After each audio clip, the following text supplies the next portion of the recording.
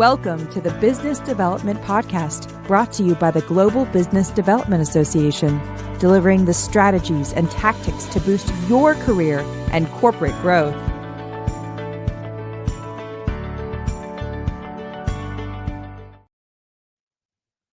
Welcome to all the BD pros, and welcome to our guest today, Laurier Mandin. And a little bit about our guest.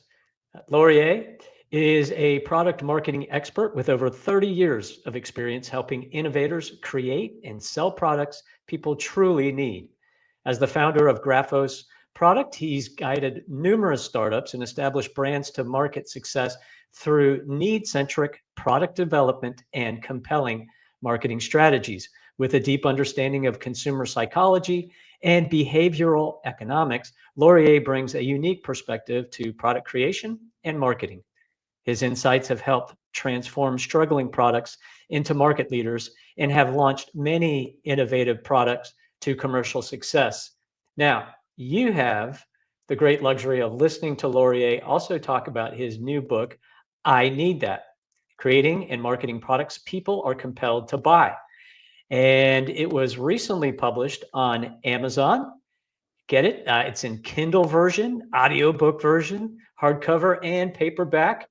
I bought a copy, read a copy, loved every bit of it, and gave it a 5-star review. Just a little bit about the book.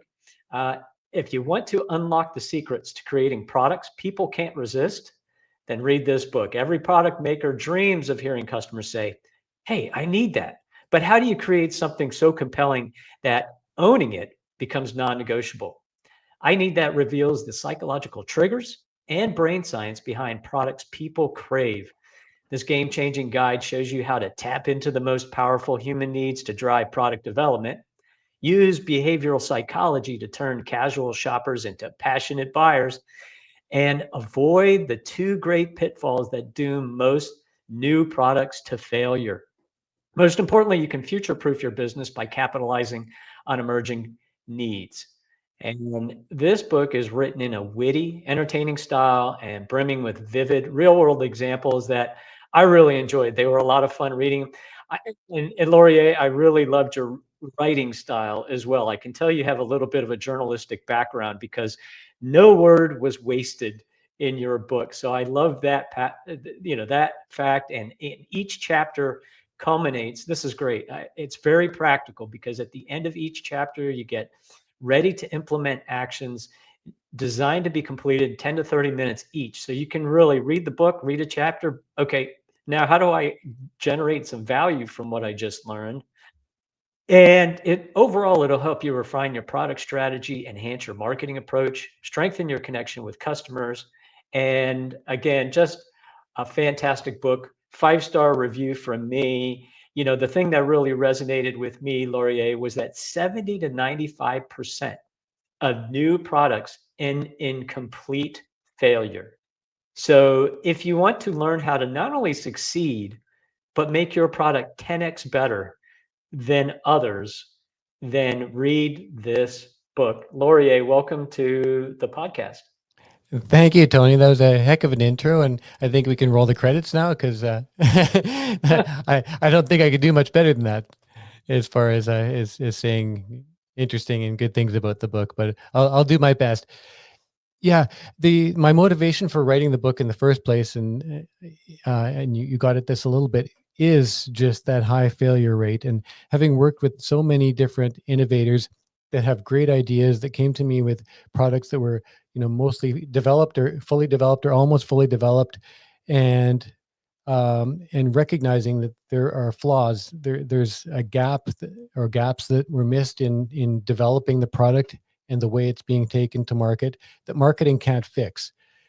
And just seeing this happen again and again and realizing that the products are typically developed thinking that they're solving a need. Very often they're solving a need that the innovator, the developer, the inventor behind them felt themselves, but it's not developed and thought through in a way that is really reflecting a need felt by a large number of people. And in order for a product to be commercially successful, you need many people to feel that exact need resonates with them. And what I recognized was that I had a lot of great ideas, and I knew how much of this stuff worked, but I didn't feel I was completely ready to tell people how to get there, or that I even knew how myself.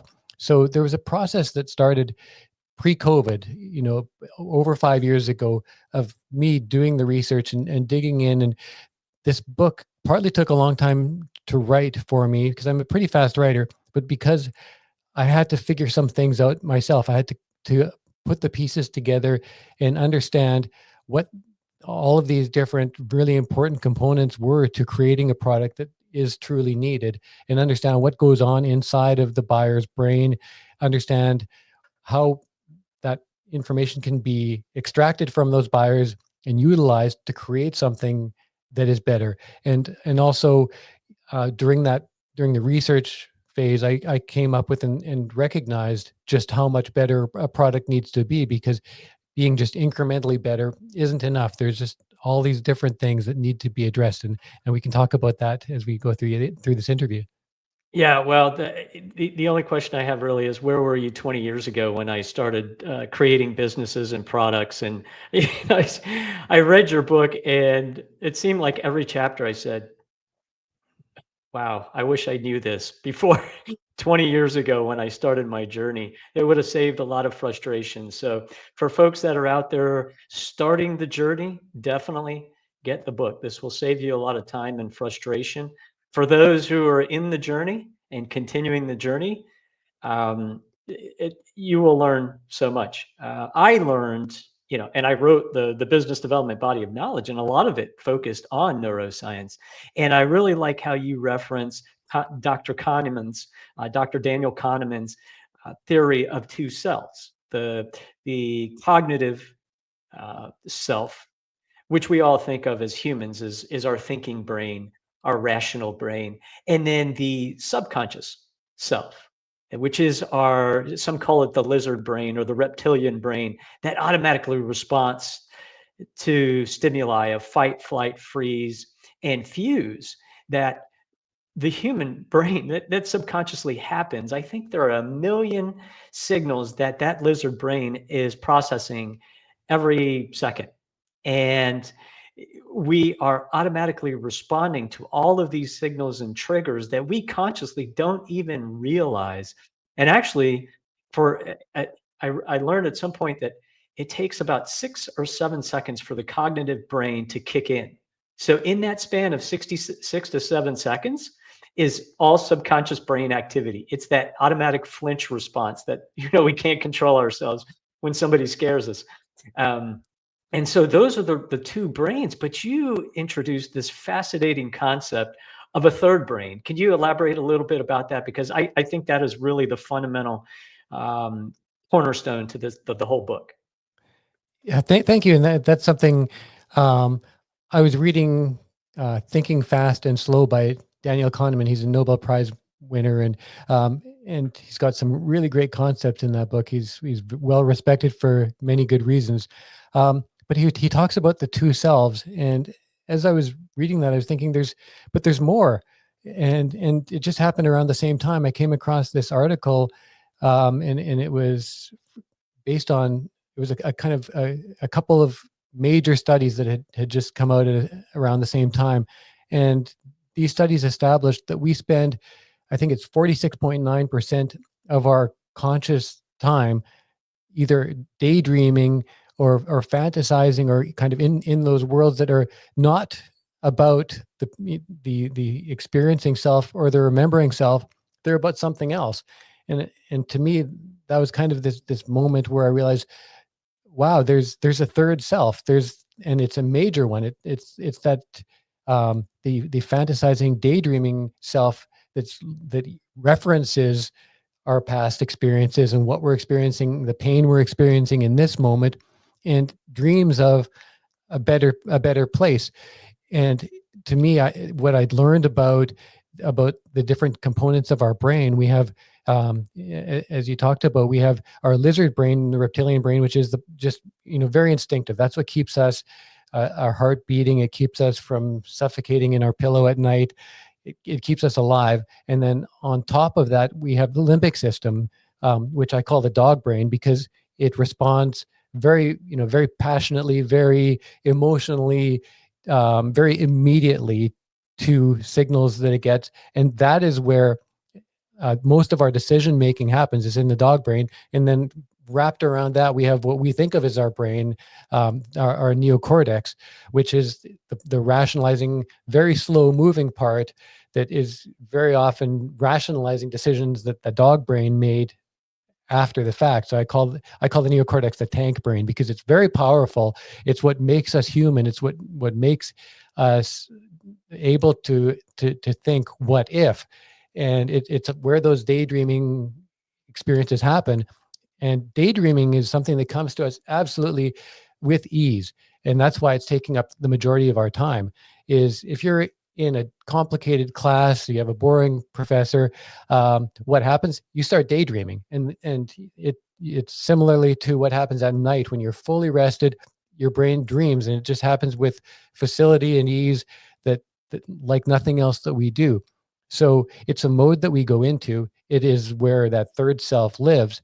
And that is where, if we have a product that we're trying to get into people's consciousness and allow them to go to a place where they're utilizing our product and becoming a better version of themselves, that has to be communicated through these different layers, but it has to get to the third self and get into those daydreams and fantasies.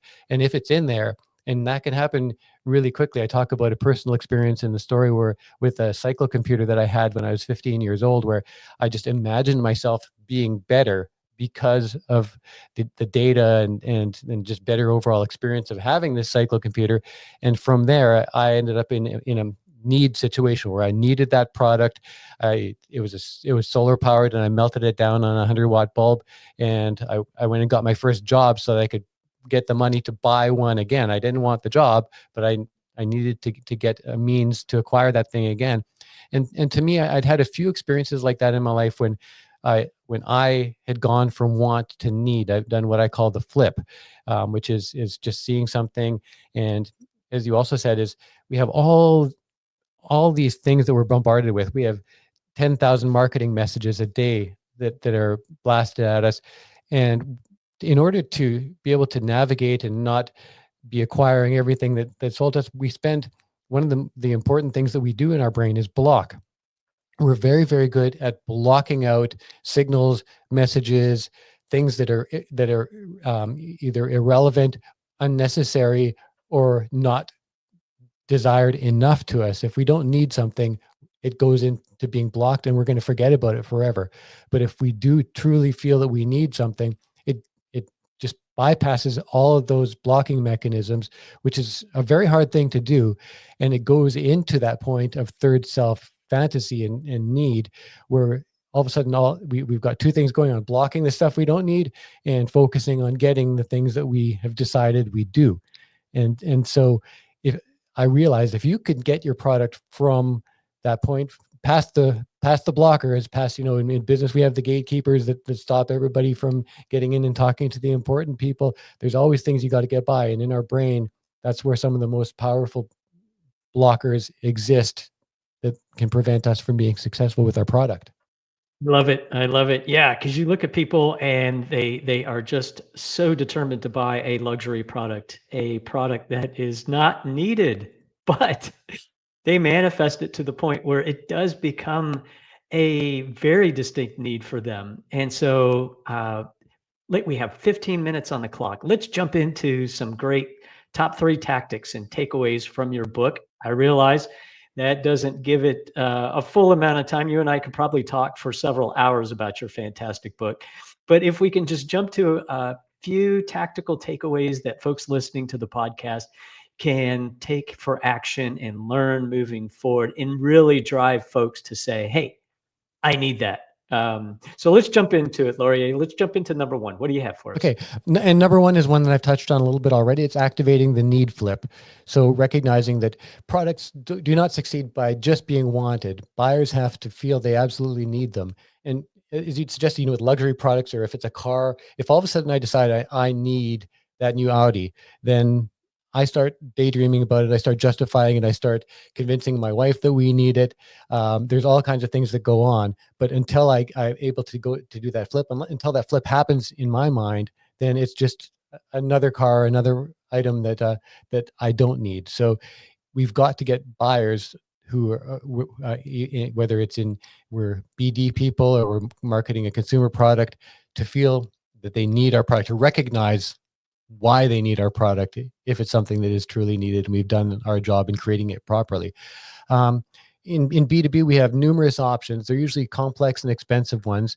And our brain is using those override systems to stop us from spending resources on things we don't need. We know buying has big consequences, especially if it's a B2B product, if it's a SaaS product where there's people have to go through their learning curve. There's opportunity costs that we could be doing other things. We could lose our authority. We could lose our reputation. We could lose our job.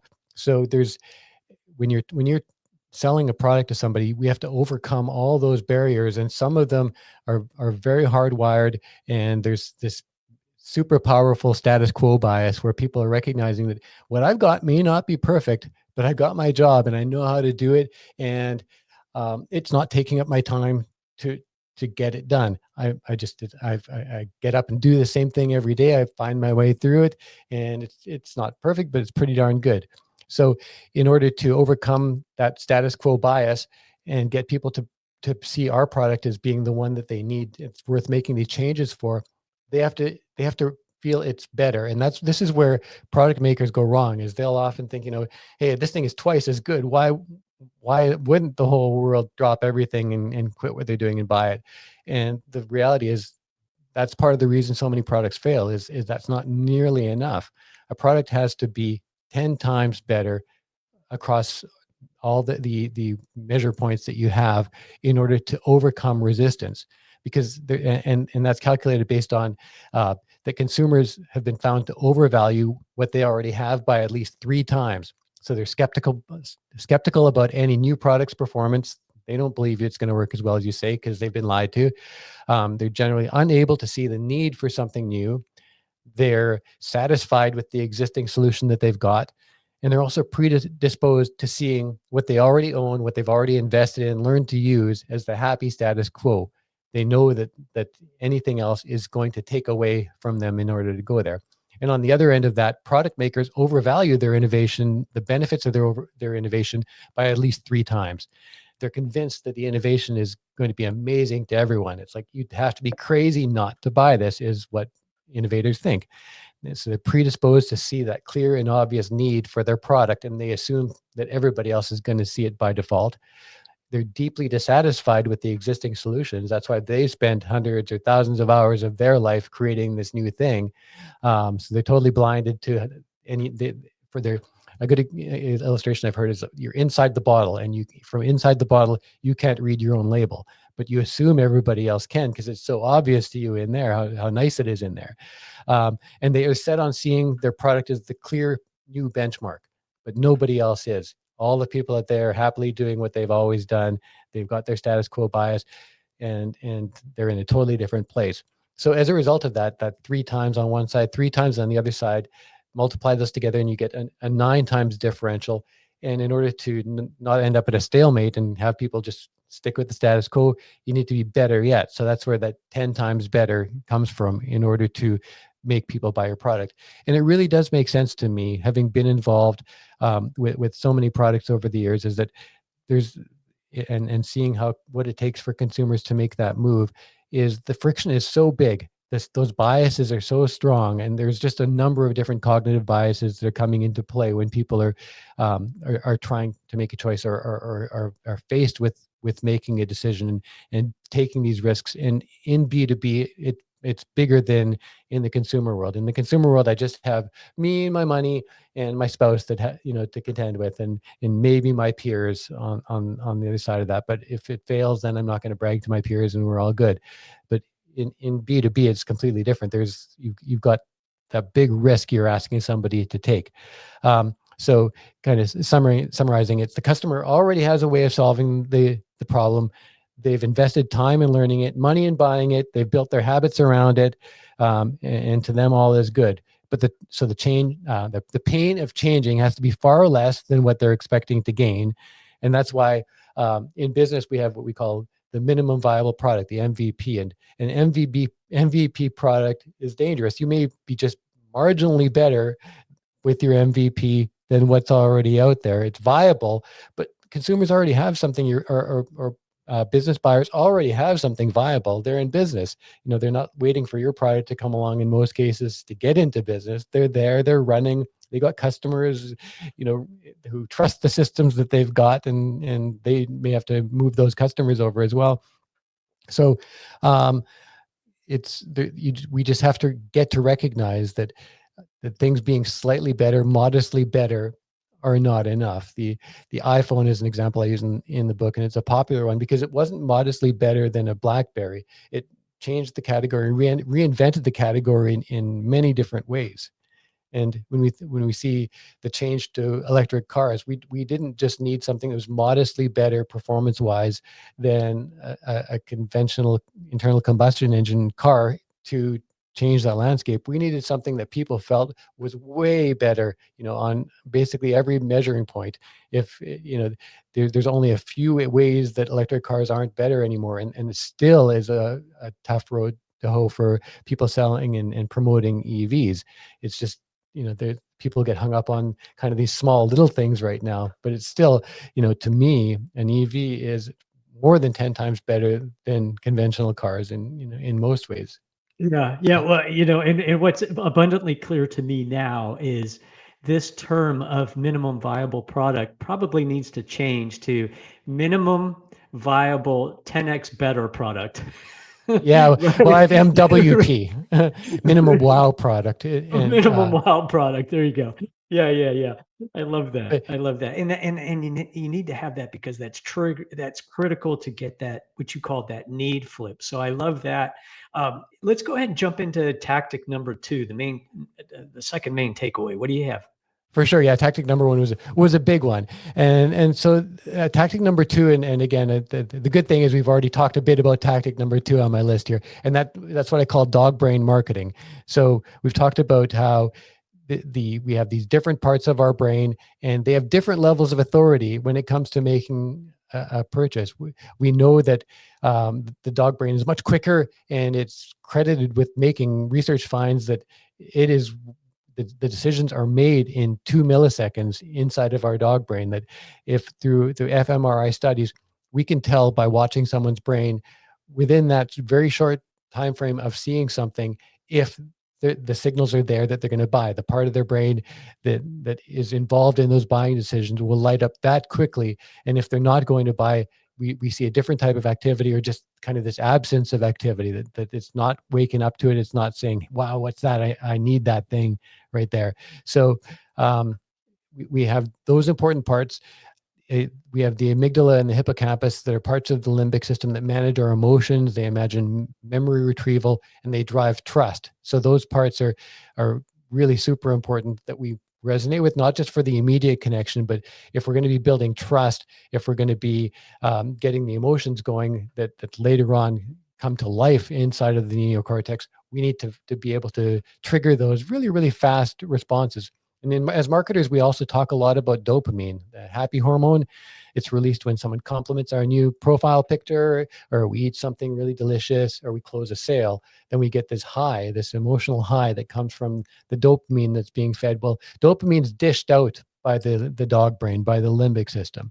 And that's what drives us with that emotional feeling. So on top of these beautiful fantasies that we're triggering in the neocortex, we're also getting this happy drug that comes into our system and makes us feel great about it, rewards us, and reminds us that the place to get our feeling, to get feeling that good again, is through that product that made us feel that way in the first place.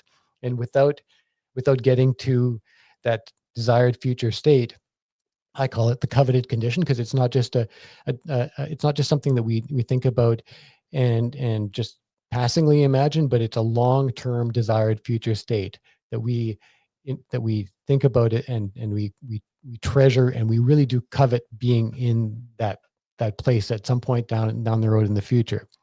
So in order to activate the dog brain. We've got to bypass, in a lot of cases, the neocortex and its desire to say no to things, because that's the main job that the neocortex has until it's at the point of fantasizing. It's saying, nope, not that. Nope, stop, settle down, dog brain. Nope, we're not getting that. And until it gets overpowered. Another thing about the neocortex is it uses a lot of energy. That big part of our brain, it's about 2% of our body weight, but it uses about 20% of our total caloric intake of an energy requirement in our body. So our brain is constantly using energy, burning what we consider one of our most valuable survival resource, is the food that we're always trying to get and put nutrients into our body. Our brain is a big burner of that. So we are programmed, and we've learned not to do a lot of hard thinking unless we need to. So, and that's another thing with B2B decisions, is we are very inclined to push our buyers into doing more thinking than they want to do. And so there's this deep seated reason, though, for people to avoid doing any unnecessary thinking. They're going to save that energy for something that's going to give them a payback, not for something that's likely going to take their money and make them take risks and put themselves in dangerous situations they've learned not to do. So as BD people, we should be leading with demonstrations that excite the dog brain, that show, don't tell, don't make people think, but show them what they're going to get, create an emotional connection, make the benefits visual and really easy to understand, and most importantly, to trigger those fantasies, to enable the buyer to see who they will become, who they can become by buying the product and taking this big risk that they're doing everything they can at those early moments not to fall into your trap, and not to, even if they already feel a large amount of trust for you, not to end up going down that road of a lot of spent time, a lot of energy, and all those big risks. Okay, great. So we talked about tactic one, the need flip, and how to execute that. Tactic two is triggering that dog brain response and creating high trust. And then that takes us into tactic number three. What's that? Yeah, and we've had some good overlap because of the way our discussion has flowed. So I've already talked about that coveted condition, and that is tactic number three, is leveraging the coveted condition, because people don't buy what you make. They buy what they can become by using it. And so it's through that third self, the part of us that dreams and fantasizes and projects into the future. We have people who we need to get buyers to fantasize, to dream about, to envision who they can become through using the product. And I think Monday.com shows teams achieving perfect collaboration. Most users need basic project management, but they're selling organizational excellence, not just task lists to people. Zoom, another example, makes middle managers feel like they can be global executives. DocuSign sells environmental leadership, not just the ability to get signatures, but to save the environment and get your deals done faster and more effectively and get more done in your life. So it's by getting people to see who they can be, to leverage that coveted condition and to create the coveted condition in buyer's mind. We need to understand their aspirational self-image and show transformational stories from customers that are in similar situations to the ones that our buyer is finding themselves into, and then make the path to success super clear and achievable through using our product. So the only way to get there to that pinnacle of success, to get to that great place that you dream of being, is by using our product. And then we can create community around those shared aspirations, because especially when teams need to be involved, it's more than one person that needs to be able to see how together they can get there, and together they can achieve and celebrate those victories. So promoting those customer victories as businesses, as product makers, is really important, to show how others have been able to succeed by using the product, by making it central and essential to their identities, the way that you can too. Great. That's great. I love it. And what resonates with me so much is that everything you talk about is ingrained in neuroscience. ingrained in science. You read so many of these books, and at the end of the day, you just kind of step away from it and you think, well, that was a lot of fluff. I didn't get any proof. That is not the case with your book. I need that. Everything is, like I said, no word is wasted. Everything is substantiated.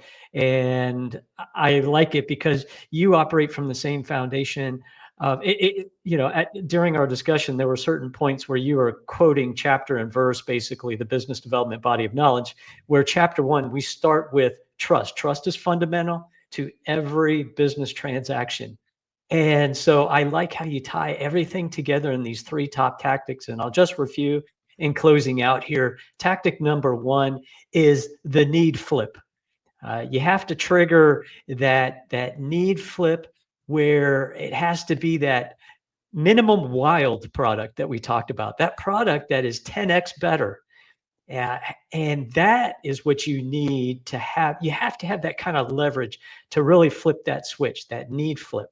And then that rolls right into tactic number 2, which is the dog brain, and getting that emotional response with the amygdala and the hippocampus, and the creation of dopamine, the happy drug that is a natural chemical within the body that's stimulated when you create emotional feelings of trust with your product. And then when you have those two key foundations, then you roll right into the third tactic, which is creating that quote unquote coveted condition that triggers the third self, the daydreaming, the fantasizing self that aspires to a future self image.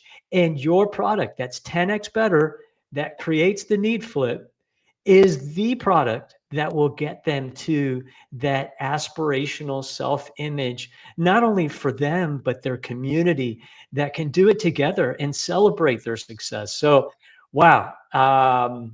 Did I miss anything? Did I say anything that was wrong about those 3 tactics, Laurier?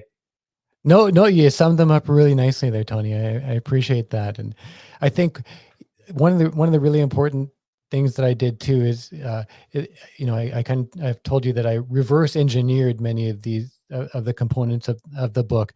And you noticed as you read it yourself that at the end of every chapter, I have these sections called "Do These Now for Quick Wins."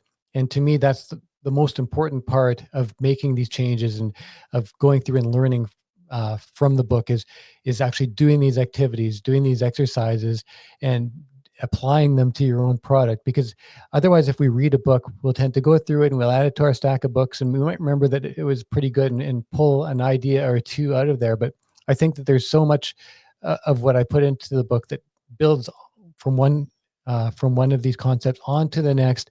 And by doing the building and writing things down and being active in your own product development world, you can get so much more out of it. And another thing that I've got that I'd love if some of the listeners would do is sign up to my daily emails. With that same do it now idea in mind, I send daily emails from my website, lmandin.com. You sign up, and if you love them, that's great. If you don't and you unsubscribe, that's great too. But my goal with those is to help people to move forward every single day. So I keep them quite short. I have a do it now takeaway in each email, and it builds on what I've got going on in the book. And I try to actually make them so they're not just repeating what's in the book, that they're supplementing that and always giving you more good stuff and real world, kind of more current examples as well. Thank you for saying that. And I love the fact that folks can not only read your book, but they can follow you every day in your newsletter, on LinkedIn, and they can use these practical experiential learning exercises in the book that compound all the way from the first chapter to the final chapter. And if you do that, I'm confident you will be able to learn how to build a product that's 10x better. And I can say for sure, Laurier, that your book is 10x better than any other product development book and product marketing book I've read to this point. So congratulations on that. And I recommend it highly to the community of business development pros that are out there. So from all of us in the community, Laurier, we thank you for all of your work, and thank you for joining us today. A huge pleasure, Tony. Thank you. Thank you for listening to the Business Development Podcast. Join our free community of corporate partners and business development professionals advancing the art, science, and ethics of the business development profession at gbdassociation.org.